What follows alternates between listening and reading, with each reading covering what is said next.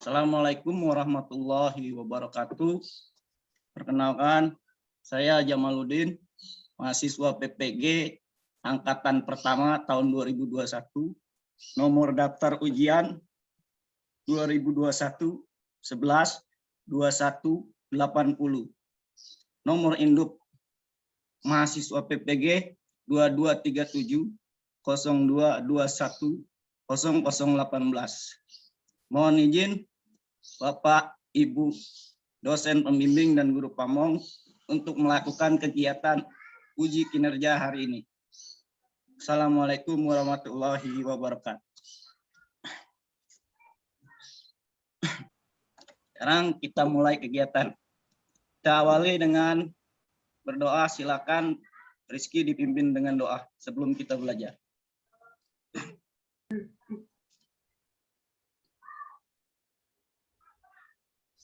Assalamualaikum warahmatullahi wabarakatuh. Teman-teman, sebelum kita memulai pembelajaran pada pagi hari ini, marilah kita berdoa, tundukkan kepala, dalam hati, berdoa dimulai.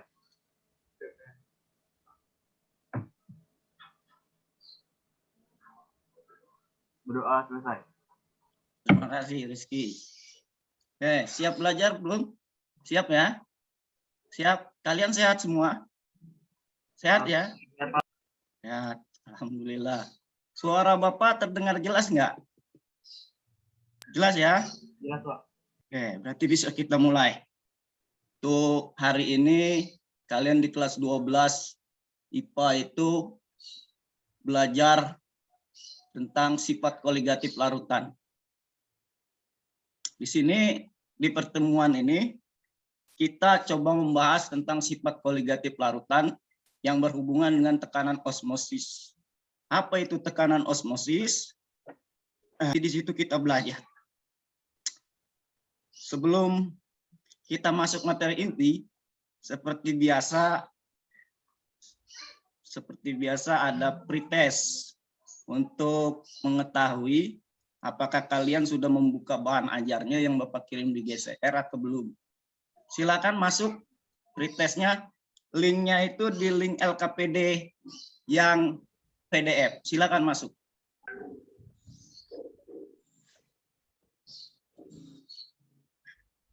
Yang lain dikirim segera.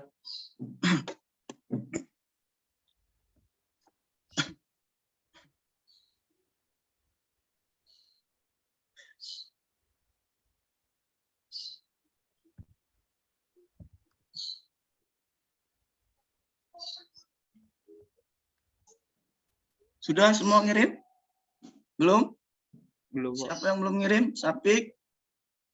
Dari yang beberapa orang ngirim ini, Bapak sudah dapat gambaran bagaimana untuk menekankan pada pembelajaran di materi inti nanti. Oke, kita masuk ke materi inti. Apa sih yang kalian mau pelajari di tekanan osmotik ini? Indikator pencapaian kompetensi yang harus kalian kuasai itu ada 5. Yang pertama, menjelaskan pengertian tekanan osmotik.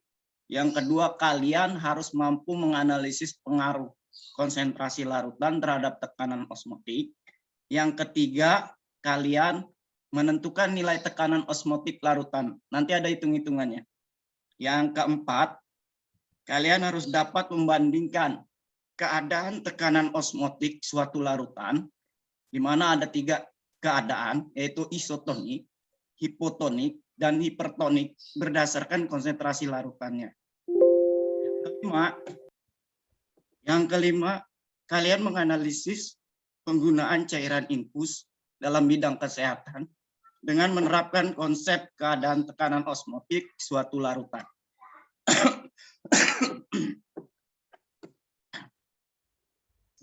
Kemudian tujuan kalian belajar hari ini apa? Tujuan kalian belajar yang pertama yaitu menyadari kebesaran Tuhan Yang Maha Esa dengan mengkaji keteraturan dalam fenomena sifat koligatif larutan, terutama tekanan osmosis. Yang kedua, memiliki sikap ingin tahu, teliti dalam melakukan pengamatan dan bertanggung jawab dalam menyampaikan pendapat, menjawab pertanyaan, memberi saran dan kritik, serta bekerja sama baik serta dapat bersikap santun dalam diskusi kelompok tentang fenomena sifat koligatif larutan, terutama tekanan osmotik. Menganalisis dan memahami fenomena sifat koligatif larutan dengan cermat dan kritis. Dan yang terakhir, menyajikan hasil analisis fenomena sifat koligatif larutan melalui diskusi dan presentasi. Kalian nanti Bapak bagi ke dalam beberapa kelompok lagi seperti biasa. Kalian berdiskusi, kemudian kalian amati apa yang ada di dalam LKPD ini. Kemudian kalau perlu ada hitung-hitungan, ini teori hitungannya ada di ini. Hitung-hitungannya itu tidak susah, tidak sulit, yaitu kita menggunakan tekanan osmotik seperti menggunakan tekanan gas ideal. Yaitu ada rumusnya, tekanan osmotik itu sama dengan molaritas dikalikan R ini tetapan gas ideal yang harganya itu 0,082 liter atmosfer mol min 1 Kelvin min 1 dan T suhu mutlak dalam Kelvin.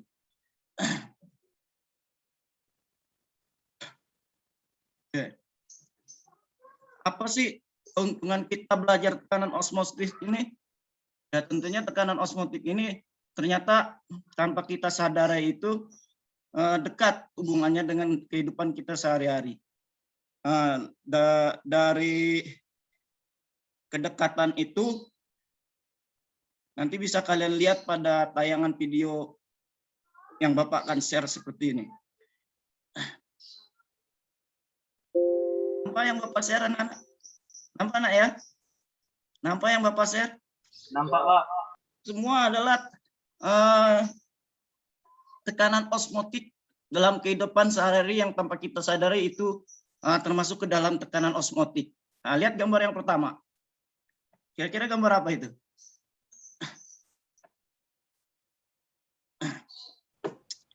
Kita tanaman gitu ya. Ternyata akar tanaman itu menyerap air. Ternyata dalam proses penyerapan air itu prosesnya itu disebut dengan proses tekanan osmosis. Yang kedua, lihat ada tangan mengkerut. Itu ternyata juga itu tekanan osmosis berperan di situ. Berperannya bagaimana? Kalau lama-lama kita merendam air di air deterjen itu, karena perbedaan antara tekanan sel cairan di dalam tangan kita, tubuh kita dengan di air sabun atau deterjen, itu akan mengakibatkan kalau dipandang kulit kita sebagai sel membran semi-permeable, maka itu akan terjadi perpindahan tekanan osmosis antara cairan di dalam jari dengan air sabun. Lihat gambar berikutnya lagi. Ada gambar apa di situ? Orang sedang diinfus ya. Orang sedang diinfus ini nanti menarik. Karena apa? Hati-hati pada saat memberikan air infus. Karena apa? Akan berpengaruh kepada sel darah merah yang ada di dalam tubuh kita. Jadi ada 3 kemungkinan di situ. Kalau yang kemungkinan yang pertama yang diinginkan normal adalah tekanannya adalah isotonik gitu. Antara cairan infus dengan cairan darah itu terjadi keseimbangan yang disebut dengan isotonik. Yang kedua, kemungkinan yang kedua, ini yang tidak diinginkan, tekanan cairan infus itu lebih ketimbang tekanan darah. Itu nanti bagaimana, dapat menyebabkan apa, nanti ada di bahan di LKPD-nya dan di bahan ajarnya kalian diskusikan lagi. Gitu ya. Nah, ini ada videonya. Kita nonton dulu. Tekanan osmosis.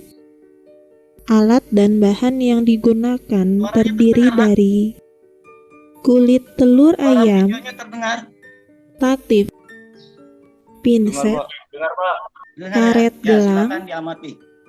gelas ukur 10 ml, gelas kimia 200 ml, gelas kimia 400 ml, corong panjang, asam klorida pekat, Aquades, larutan gula 25%, larutan gula 10%. Asam klorida pekat dimasukkan ke dalam gelas kimia 400 ml.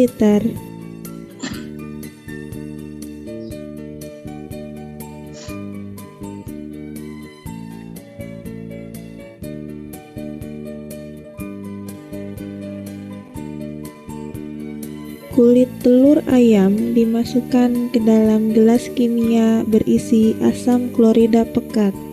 Asam klorida pekat akan bereaksi dengan cangkang kulit telur ayam sehingga yang tersisa hanyalah selaput kulit telur ayam. Agar cangkang kulit telur ayam bereaksi seluruhnya dengan asam klorida pekat, maka digunakan bantuan pinset. Selaput kulit telur ayam dicuci menggunakan Aquades untuk menghilangkan asam klorida pekat yang bersisa.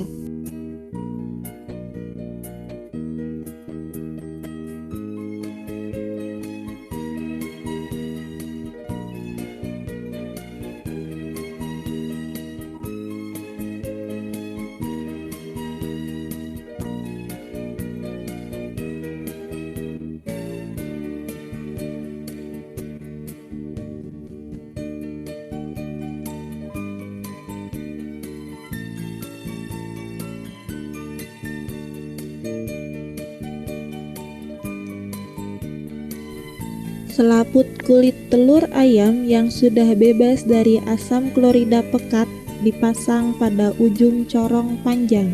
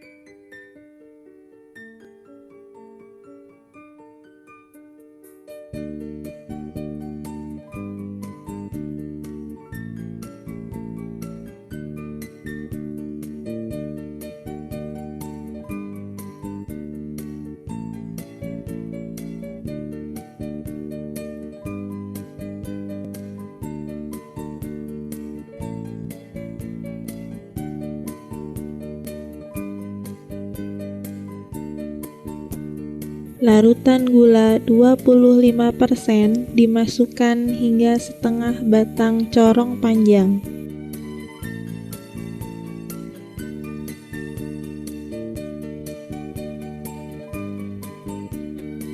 Ketinggian larutan gula diberi tanda.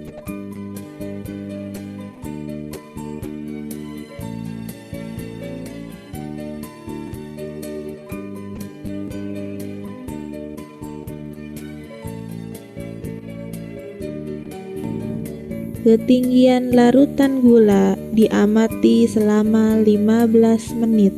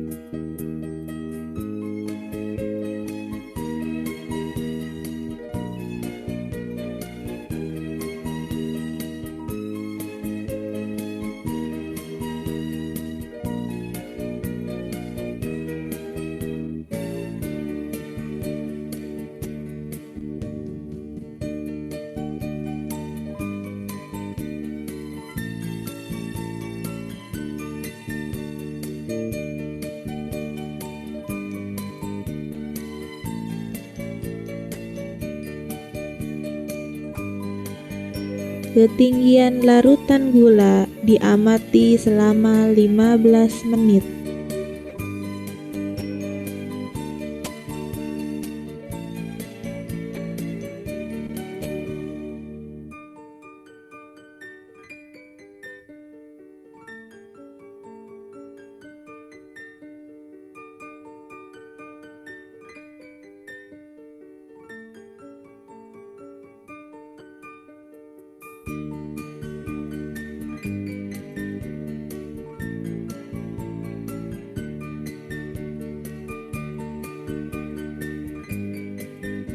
Hal apakah yang dapat kalian simpulkan berdasarkan hasil percobaan ini?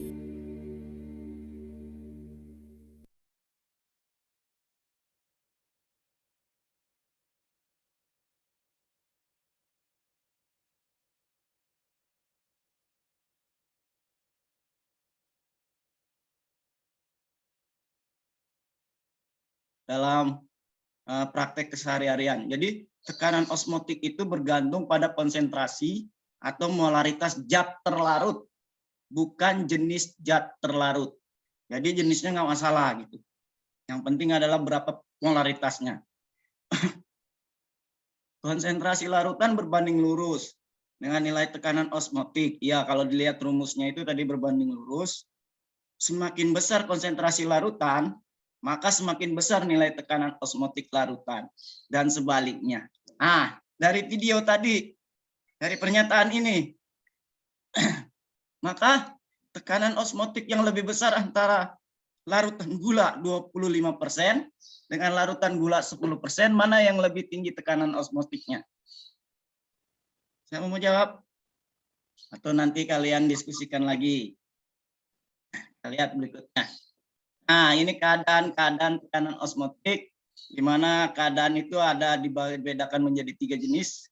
Keadaan seimbang, sama tingginya, maka keadaan itu disebut dengan isotonik. Yang kedua, salah satu larutan itu ada yang lebih rendah, ada yang lebih tinggi.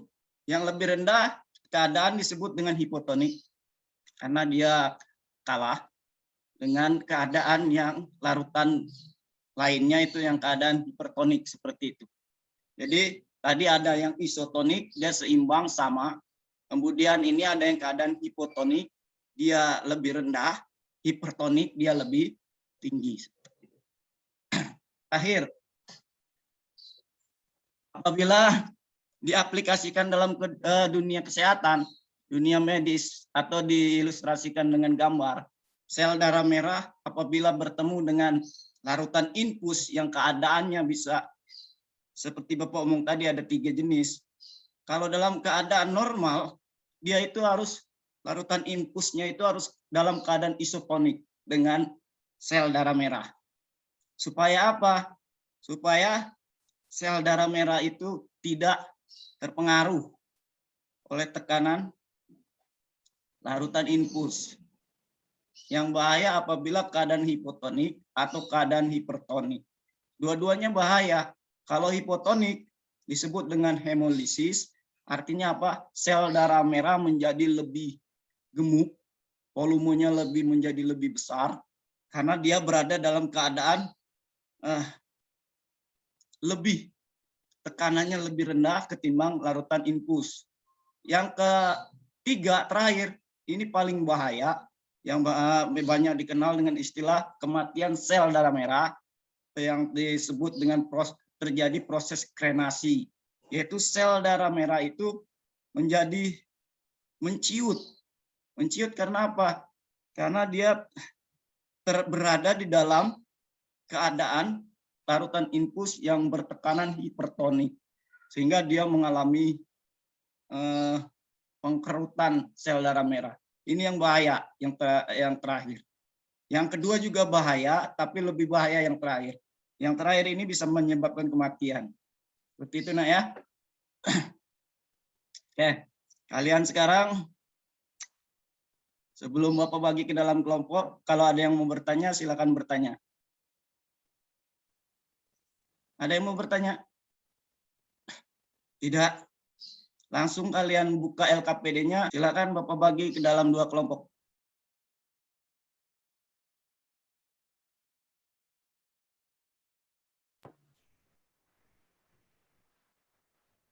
Larutan gula.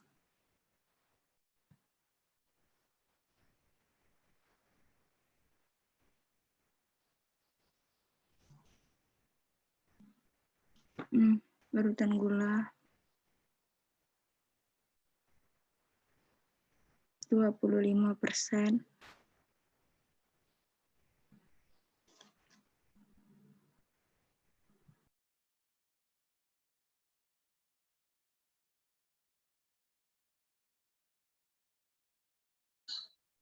Sampai di mana LKPD-nya terisi?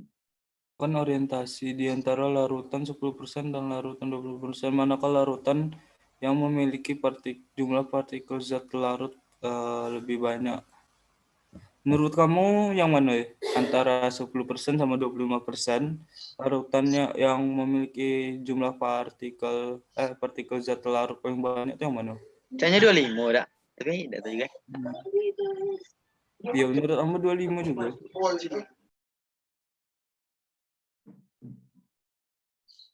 Mana?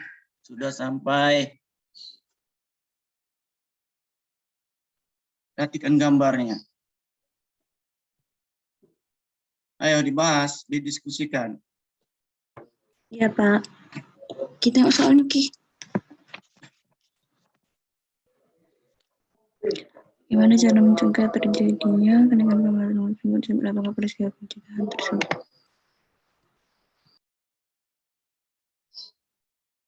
Baca bahan ajarnya yang Bapak berikan kemarin. Itu ada itu cara jawabnya. Oke, Pak. Ikut ada yang membedakan ya? Glukosa sama urea kok. Itu sama karena yang mempengaruhinya hanya karena molaritasnya sama atau gimana? Iya. Karena tekanan osmosis hanya bergantung pada konsentrasi. Bergantung pada konsentrasi. Nilai tekanan osmotik pada larutan. Bagaimana pengaruh konsentrasi larutan terhadap tekanan osmotik? Pengaruhnya semakin tinggi konsentrasinya, maka semakin besar pula nilai tekanan osmotik. Iya, itu. Ya.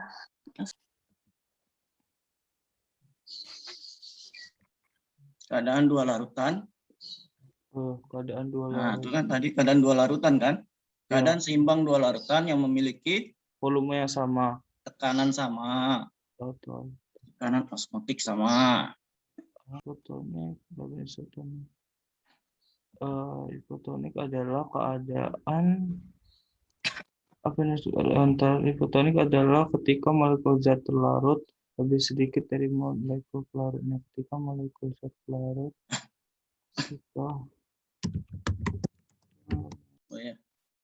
Yuk, sekarang masuk sesi presentasi. Silakan Sapik dipresentasikan hasil diskusi kelompoknya. Nanti dibagi aja.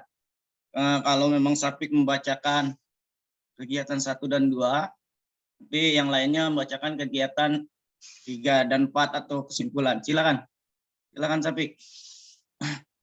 Oke, sebelumnya Assalamualaikum warahmatullahi wabarakatuh. Yang pertama yaitu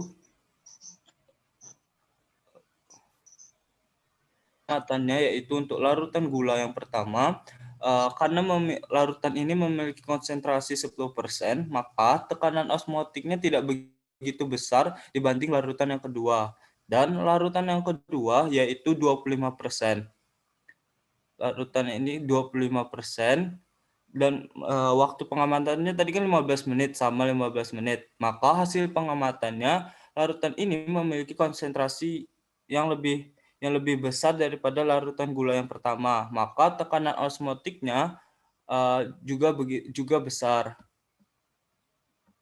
Terus kegiatan 2 Di antara larutan gula 10% dengan larutan gula 25%, manakah larutan yang memiliki jumlah partikel zat terlarut paling banyak? Yang kedua, apakah yang terjadi pada larutan gula setelah didiamkan selama 15 menit, maka gula tersebut akan terlarut dan peristiwa tersebut menciptakan tekanan osmotik. Yang ketiga, apakah ada perbedaan kenaikan volume yang dihasilkan pada larutan gula 10% dengan gula dengan gula yang 25%. Ada larutan gula dengan 25% memiliki kenaikan volume lebih besar daripada larutan gula yang 10%. Pertanyaannya yaitu bagaimana cara mencegah terjadi kenaikan volume larutan gula tersebut? Apakah peristiwa pencegahan itu disebut keadaan isotonik? Yang kelima, bagaimana hubungan jumlah partikel zat terlarut pada suatu larutan terhadap tekanan osmotik larutan? Yaitu semakin tinggi konsentrasi pelarut, maka semakin besar proses osmosis yang terjadi, yang mengakibatkan ketinggian larutan pada saat keadaan seimbang berbeda jauh, sehingga menyebabkan besar pula nilai tekanan osmotik yang diberikan untuk mencegah proses osmosis tersebut. Besar tekanan osmotik diukur dengan alat osmometer dengan memberikan beban pada permukaan larutan yang naik sehingga menjadi sejajar dengan permukaan sebelumnya. Terus kegiatan 2 akan dibacakan oleh Ezi Safitri. Kepada Ezi Safitri saya persilahkan. Pada kegiatan 2,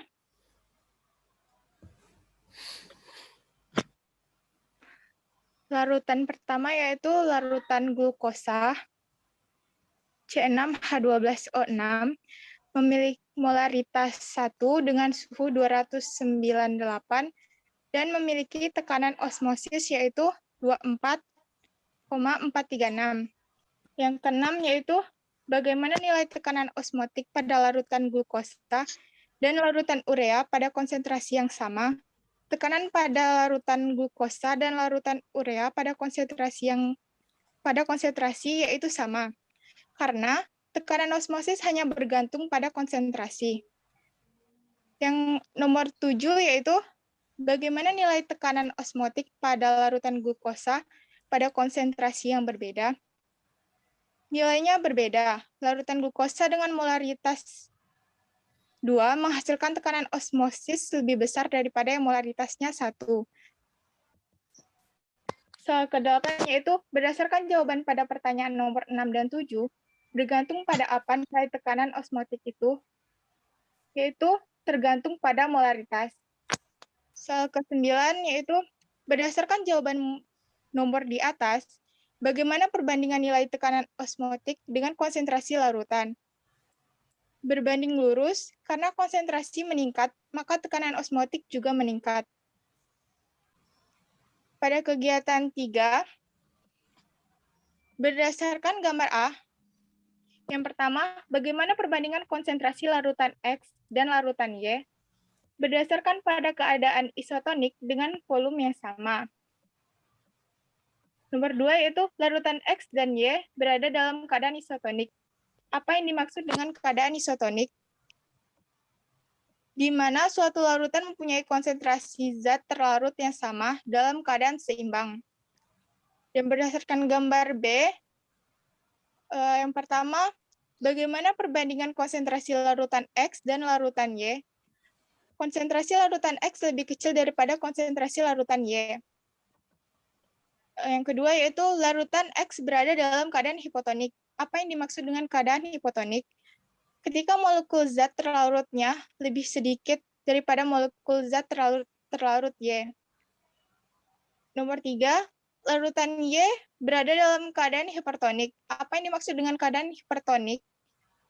Ketika molekul zat terlarut X lebih sedikit daripada molekul pelarutnya.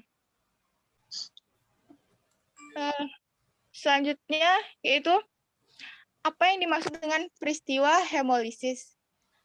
Ketika sel darah merah dimasukkan ke dalam larutan infus dan terjadi pembengkakan pada sel darah merah. Nomor selanjutnya yaitu apa yang dimaksud dengan peristiwa krenasi.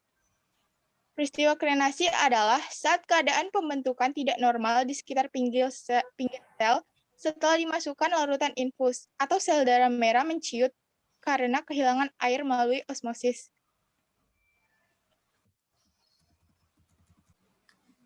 Kesimpulan yang kami dapatkan dari diskusi kelompok yaitu yang pertama, apa yang dimaksud dengan pengertian tekanan osmotik?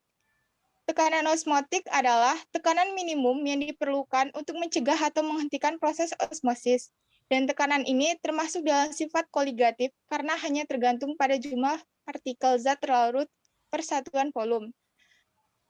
Nomor 2 yaitu bagaimana pengaruh konsentrasi larutan terhadap tekanan osmotik. Tekanan osmotik berbanding lurus dengan konsentrasi larutan, sehingga semakin besar tekanan osmotiknya, maka akan semakin besar pula konsentrasi larutannya. Yang ketiga, bagaimana menentukan nilai tekanan osmotik larutan? Dapat menggunakan rumus menghitung tekanan osmotik. P sama dengan M kali R kali T. Nomor 4 yaitu, dapatkah kalian membandingkan keadaan tekanan osmotik suatu larutan isotonik, hipotonik, dan hipertonik berdasarkan konsentrasi larutannya? Dapat. Isotonik keadaan di mana larutan memiliki tekanan osmotik yang sama, sedangkan hipotonik ketika keadaan seimbang, suatu larutan dengan tekanan osmotik lebih kecil daripada yang lainnya. Dan hipertonik adalah jika keadaan seimbang suatu larutan dengan tekanan osmotik lebih tinggi daripada yang lainnya. Yang terakhir yaitu jelaskan 3 keadaan pada penggunaan cairan infus dalam bidang kesehatan dengan menerapkan konsep keadaan tekanan osmotik suatu larutan. Terdapat 3 keadaan yang hemolisis di mana cairan infus bertemu sel darah merah dan terjadi pembengkakan pada sel darah merah. Normal yaitu ketika sel darah merah dan cairan infus berada dalam keadaan seimbang dan krenasi. Adalah saat keadaan pembentukan tidak normal di sekitar pinggir sel setelah dimasukkan larutan infus, atau sel darah merah menciut karena kehilangan air melalui osmosis. Sekian, terima kasih. Assalamualaikum warahmatullahi wabarakatuh. Bagus. Kita kasih hapus dulu. Silakan.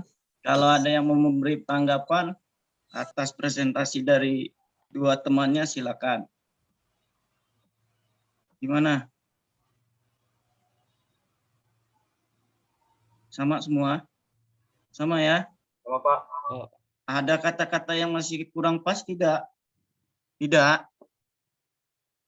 Tidak ya? Ya. Jadi kalian memang sudah mendiskusikannya dengan baik. Kemudian telah mempresentasikannya. Bapak lihat juga presentasinya itu juga baik.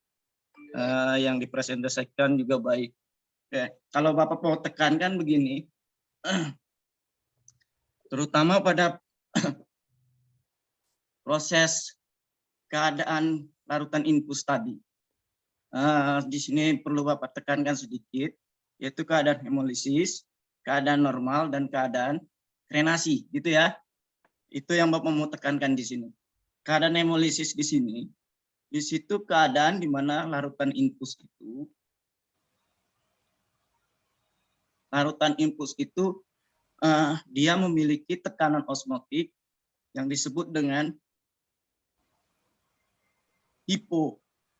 hipotonik. Tekanan osmotiknya dalam bentuk hipotonik, sehingga dia mengakibatkan sel darah merah terjadi pembengkakan seperti kata kalian tadi, seperti itu. Bedanya dengan krenasi itu larutan infusnya itu berada dalam keadaan hipertonik gitu. Jadi kalau dia dalam keadaan normal, infus itu dalam keadaan isotonik dengan cairan darah, gitu ya. Oke, Bapak rasa yang kalian sampaikan semuanya benar dan bagus itu. Kalau memang ada yang mau ditanyakan, silakan ditanyakan. Kalau ada yang memang butuh kepastian, masih ragu-ragu, silakan disampaikan. Masih ada nggak? Masih ada? Tidak ya? Tidak ya? Tidak. Kalau tidak, berarti Saatnya kalian mengevaluasi diri. Silakan masuk LKPD-nya. Kalian buka soal evaluasinya. Silakan kerjakan. Bapak kasih waktu 5 menit. Silakan. Semuanya mengakses LKPD dan mengerjakan evaluasinya. Silakan. Coba.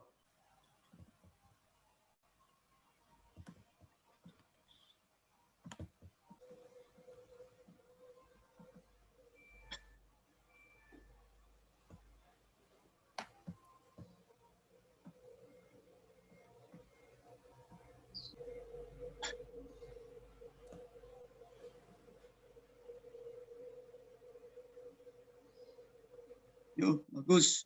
Yang lain kirim silakan. 3 orang dapat 100.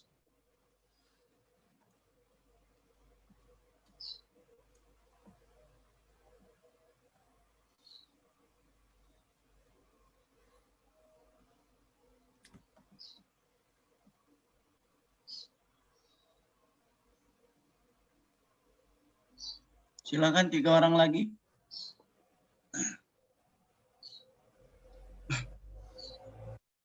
Oh, 4 orang dapat 100.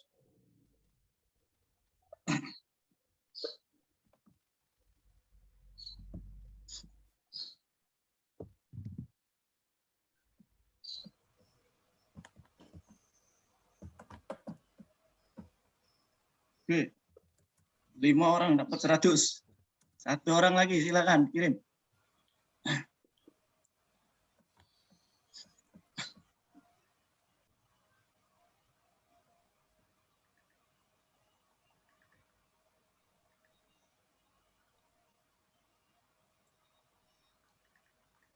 Ya, 1 orang siapa lagi belum kirim tuh? Ya, cukup 10 orang kirim semua.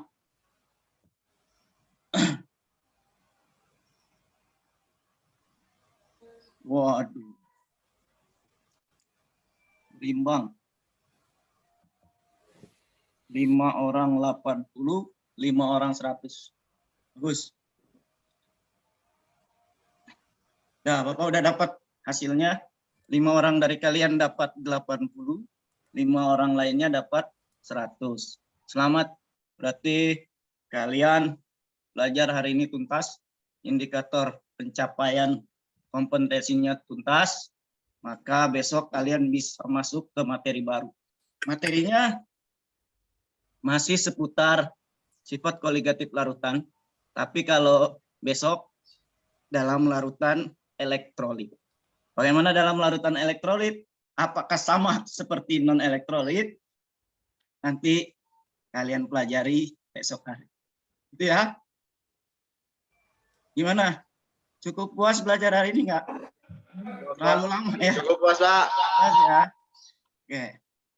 Kalau gitu, kalau memang dirasa sudah cukup puas, kita tutup, kita akhiri dengan doa.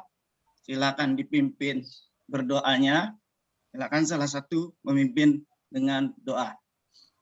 Baiklah teman-teman, untuk mengakhiri pertemuan kita pada pagi hari ini, mari kita tutup dengan membaca doa. Semoga pertemuan kita pada pagi hari ini dapat kita semua. Mari kita berdoa, menundukkan kepala, berdoa dimulai.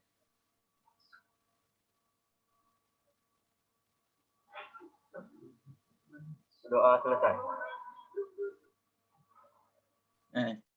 Bapak cukupkan.